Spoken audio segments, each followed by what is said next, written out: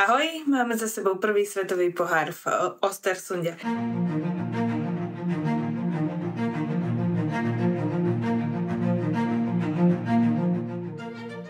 Mňa vo všeobecnosti zaujímala jedna vec, a to, ako budú vyzerať lyže pretekárov jednotlivých krajín v porovnaní medzi sebou, aj v porovnaní samozrejme s našimi, lebo je to prvá sezóna, kedy je úplný zákaz flóru. Teraz v týchto mrazivých podmienkach som bola prekvapená, že tie rozdiely medzi krajinami neboli až také výrazné.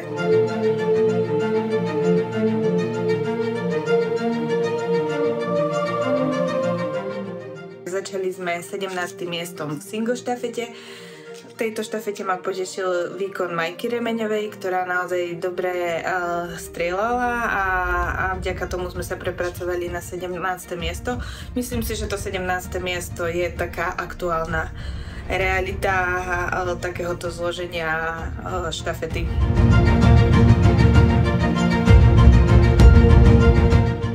Čo sa týka individuálu, tak tam ma potešil výkon Tomáša Sklenárika, hlavne ten bežecký výkon, pretože musíme sa ešte na to pozerať v kontexte toho konkrétneho športovca a jeho výkonov z minulosti a na seba bežal naozaj dobre, ale v individuále je pre ňoho určite potrebné strieľať čisto, aby dosiahol na body.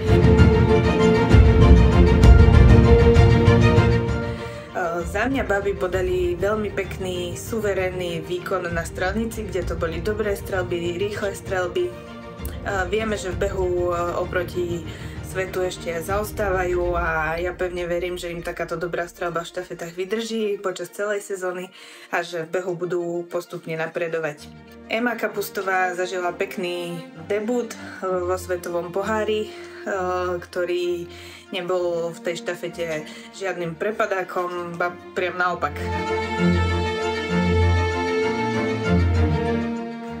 V šprinte sa remienky dostali do stíhačky, čo ma veľmi potešilo, že som mohla na ďalší deň sledovať až dve naše pretekárky v stíhačke.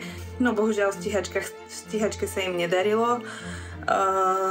Síce sa Zuzka posunula, ale bolo to spôsobené tým, že veľa pretekárok neštartovalo. Čo sa týka šprintu Emy a Julky, tak si myslím, že Ema ešte nie je pripravená na konkurenciu v svetovom pohári, ale zase verím, že to berie ako dobrú skúsenosť a že ju to má kam posunúť. A od Julky som možno čakala trošku lepší bežecký výkon. Streľba bola v poriadku a tá ma veľmi prekvapila, ale verím, že ešte je len začiatok sezóny a že sa baby potrebujú rozbehnúť a budú podávať lepšie bežecké výkony.